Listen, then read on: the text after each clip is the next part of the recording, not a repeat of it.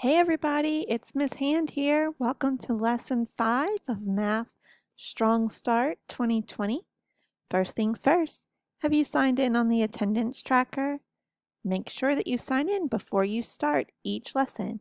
If you have not signed in yet, please go back to Google Classroom and click the link for the attendance tracker.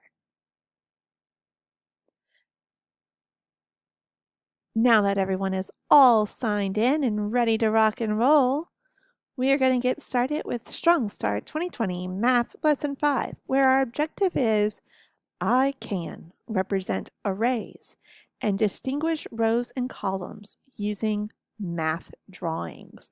So the complexity that we're adding in today with our arrays is that we are going to be drawing our own arrays. So we're going to start by manipulating our counters, but then we are going to go into drawing our arrays. So please go ahead and gather your materials. You are going to need a set of 30 counters.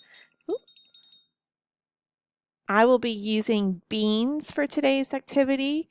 Remember, you can use a set of any 30 like-sized items, whether they're beans or pennies or Legos, whatever it is you have. Also, you're going to need paper and pencil, and optionally, you could also use a dry erase board and dry erase marker. Now let's get our brains geared up for our math today, and we're going to start with a fluency activity where we're adding and subtracting ones and tens using coins. So let's review. This coin here, what's the name of this coin? It's the penny. How much is a penny worth? That's right, it's worth 1 cent or 1/100th of a dollar. And do you know which president is featured on the penny? That's Abraham Lincoln. Okay, well today we're going to start by counting pennies. Now, you don't need to have any pennies in front of you. What you're going to do is listen to my pennies. I am going to be dropping pennies into a jar, and I want you to keep track in your mind while I drop them. So I want you to close your eyes, and you're going to be using your good listening skills. I want you to listen to the pennies drop into the jar, and I want to see if you can keep up with the count. Okay, so this is what a penny sounds like when it drops in. So that would have been 1. And when I drop another penny, it's going to sound like this. That makes 2. So we're going to clear out the bank again. Woo, cleared it all out. And we're going to drop those coins in. And I want you to listen and count along in your head. And I'm going to pause and we'll check our count and then we'll keep going. You ready? Remember, we're counting by ones because I'm dropping in pennies. Here we go.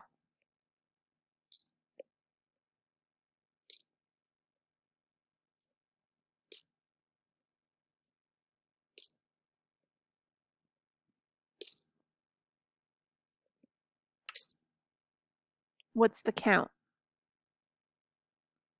We at 6 cents. Yeah, we are at 6 cents. That's right. Okay, let's keep going. We're at 6 cents.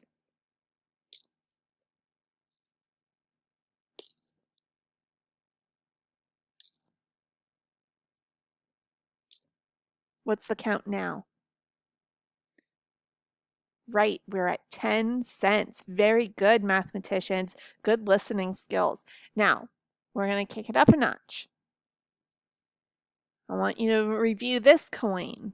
What is this coin? This is a small coin. The smallest of our coins. Its name is the dime. How much is a dime worth? 10 cents. So we just counted 10 pennies in our jar, and 1 dime is equal to those 10 pennies. 10 cents. Now I have a whole handful of dimes here. Oh, they're hard to hold. A whole handful of dimes. So we're going to do the same thing. So I just cleared out my jar. And this time I'm going to drop dimes into the jar. So instead of counting by ones, you're going to count by tens. Very good. So You're going to keep up. Listen to the coin drop in to help you count and close your eyes. You ready? Here we go.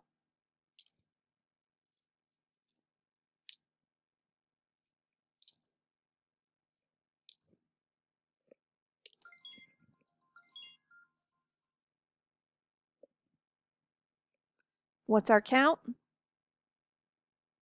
Should be at 50. Let's keep going.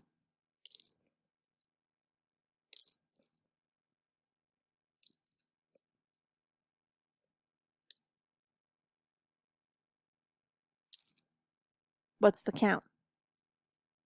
100 cents. That's right. What's going to come next? 110, or we could say $1.10. So that's how we're going to count. Since we're counting money, we're going to say $1.10. There it is, $1.10. $1.20. $1.30.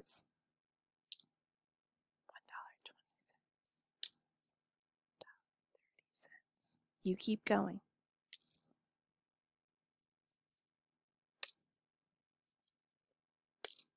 What's our count?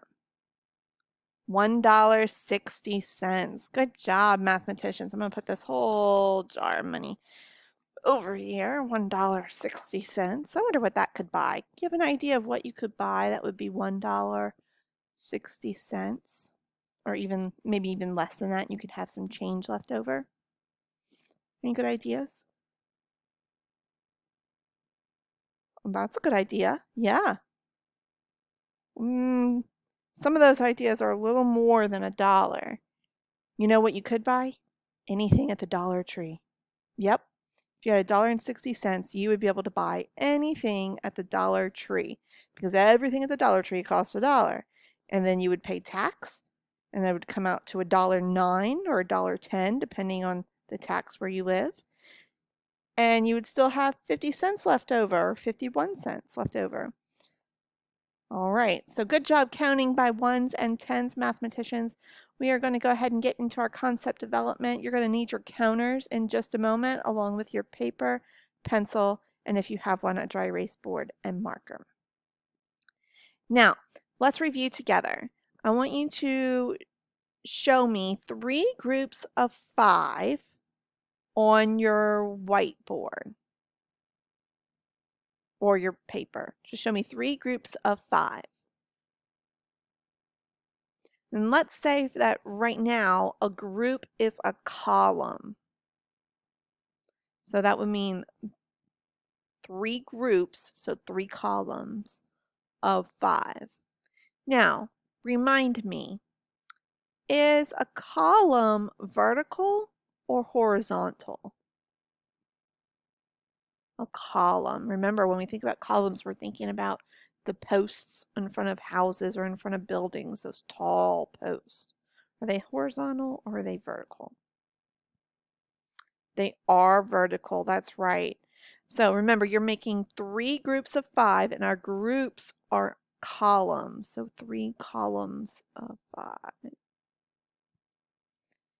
Now, your columns should look something like this. I want you to go ahead and add a line between each column. So with your pencil or your dry erase marker, draw a line between each column. And that's going to help us keep our array organized. It'll also help us see each column as a group or a unit of 5. So, how many columns did you make? 1, 2, 3. We made 3 columns. And how many beans are in each column? 1, 2, 3, 4, 5. There are 5 beans in each column. What repeated addition sentence can we use to find the total?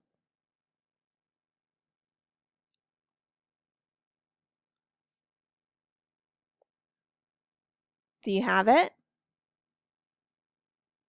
5 plus 5 plus 5 is equal to 15. So remind me, each row is also a group. or a unit. Each row is also a group or a unit. So not only are our columns groups and units, each row is a group or unit. And let's explore that concept a little bit here. I want you to create an array to show 5 rows of 3. And go ahead and add the lines between the rows, just like we did with the columns before. So 5 rows of 3. I'll give you just a moment. You're making 5 rows of 3.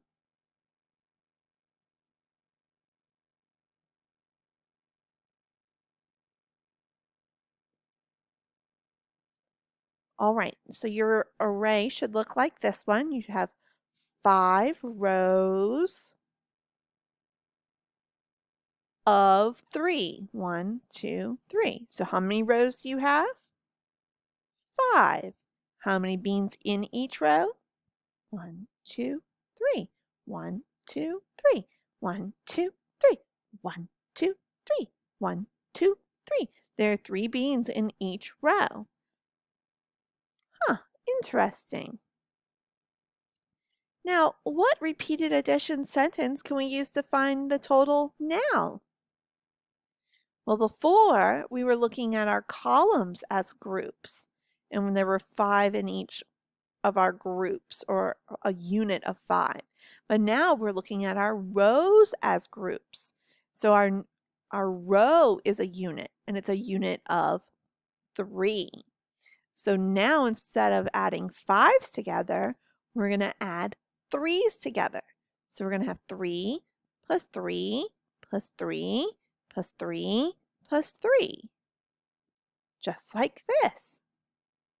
And 3 plus 3 plus 3 plus 3 plus 3 is equal to 15. So now each row is a group or unit of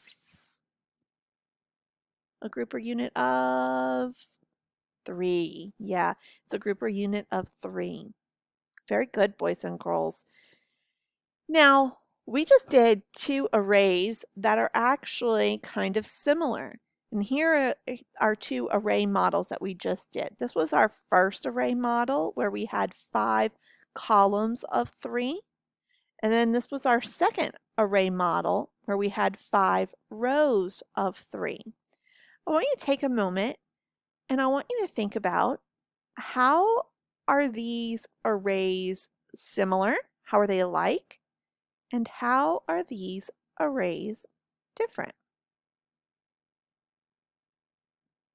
In just a moment, I'm going to let you write a statement on our Collaborate board where you either write one way they're alike, or you can write one way that the arrays are different.